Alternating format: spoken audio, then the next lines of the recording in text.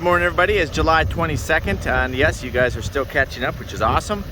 I did get rid of my work truck that I had on a new one. I released it. My lease expired.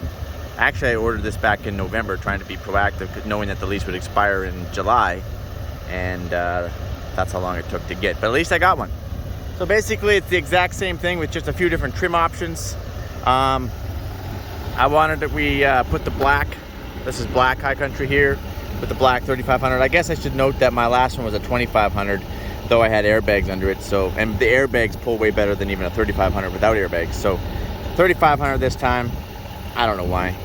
And then I still have airbags under it.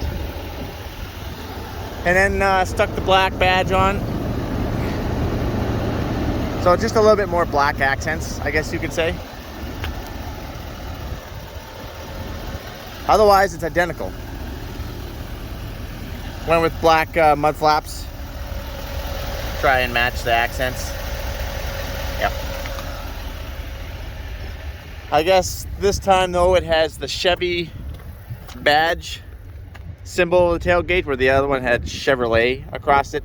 And this is the folding tailgate here. It's two buttons. Can never hit the right one. I don't actually know what I did. Oh yeah, okay. Not sure if I would actually use that like that. Probably not. But I do believe, hit the bottom one now. Drop it down. Then reach your hand under, hit the top one. I guess you can just get a little closer to what you're trying to do. Oh yeah. I'm trying to get ready to go do some camping here. We're going to take this truck because it's the new one. Even though my light bar is wired in here. Well, I don't have a headache rack, but I really don't like those.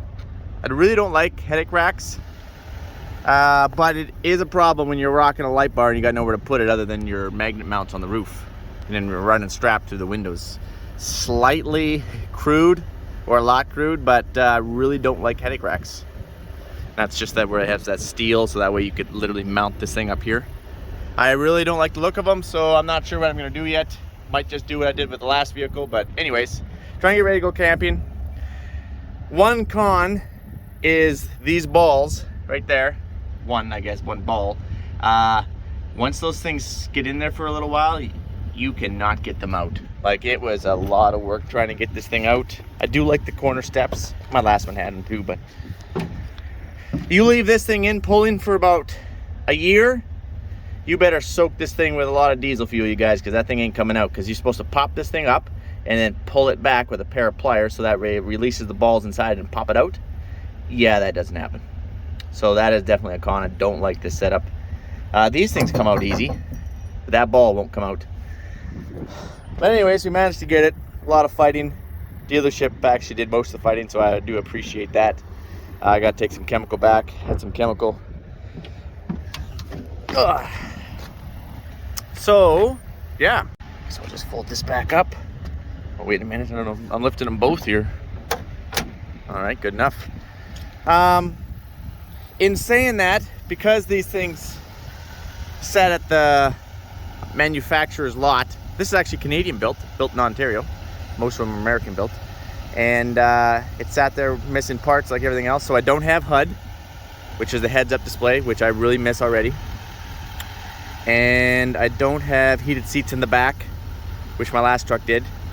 And you're not going to get those either. And I'm missing, oh, we're glitching out here again. And I'm missing one more option.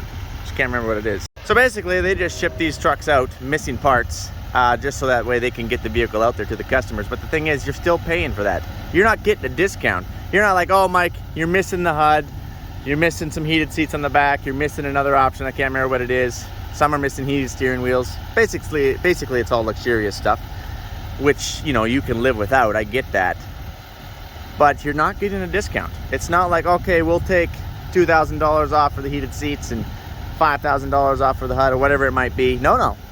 Prices have gone up. You're actually spending more money for less parts. That's progress. Anyways, the dealership put the antenna on for my radio, my two-way, which is awesome. I opted for the brown trim. I kind of wanted something a little bit different. Anyways, they wired in the light bar right here, Airbags are again down here. Two-way radio is actually inside the console right there. And I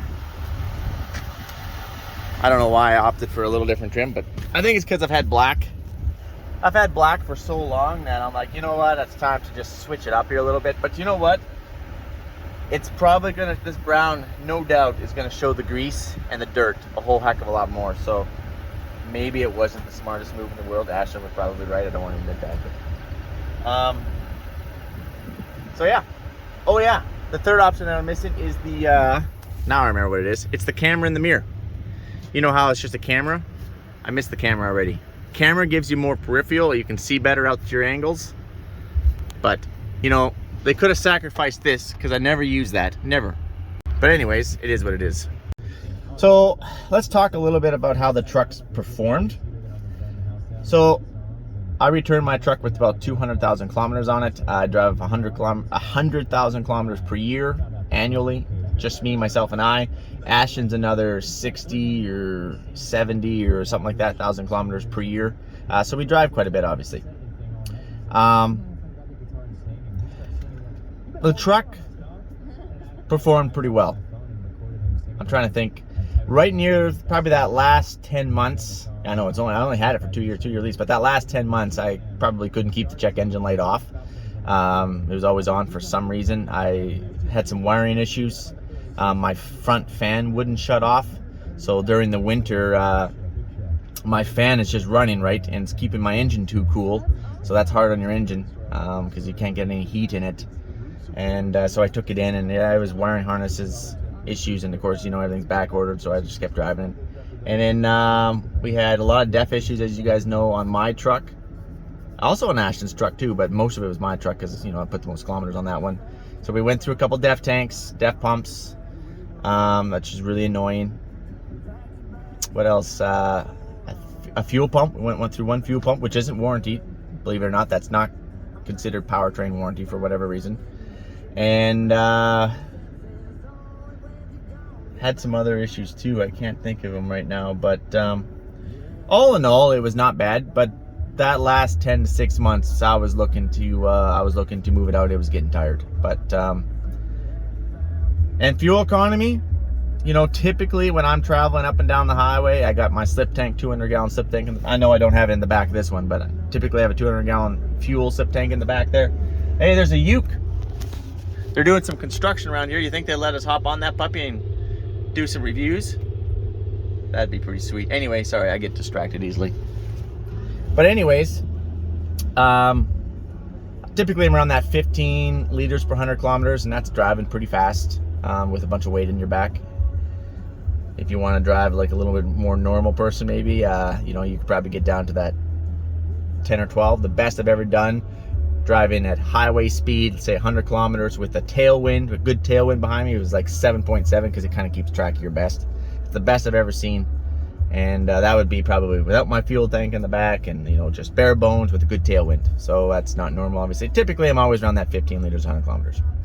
Ashtyn in the Tahoe, we got the little Duramax in the Tahoe. She's typically in that 7 or 8 liters per 100 kilometers, whatever all that actually adds up to. And so pretty happy with fuel economy on there. It seems to be working pretty good. Mike, why did you go back to the Chevy if you had quite a few issues with it in the last 6 months? Well, a couple reasons. One is I'm a big fan of the seats. I sit a lot, I'm driving a lot, as you guys know, and my back is just a little bit finicky. You know, I've probably overdone it in a few places when I was younger, 13, 14, 15, 16, all the way up, you know, and probably lifting too much with my back and not enough with my legs. You know how it is when you're young and you're youthful. And, sorry, squirrel. And so I find these seats to be firm and they fit my back really well. So that's probably one of the main reasons, because I'm sitting all the time. You gotta have good seats if you're sitting all the time. Number 2 is fuel economy is pretty good. And, well, actually, that's probably number 3. Number 2 is they're priced right. On a 2-year lease on a Chevy is far cheaper than a 2-year lease on a Ford. And I've always been a Ford guy. It's actually Ashtyn. She's the Chevy girl. But I've been pretty happy with the Chevys. Well, Mike, why don't you go with a GMC? Basically the same thing. I don't know. I would say the GMCs around here are probably the most popular. I would say. At least in this area. Chevy's a little bit more rare. So I like to be a little bit different every now and then. So anyways, I'm gonna let you guys go. You guys pretty much got it figured out.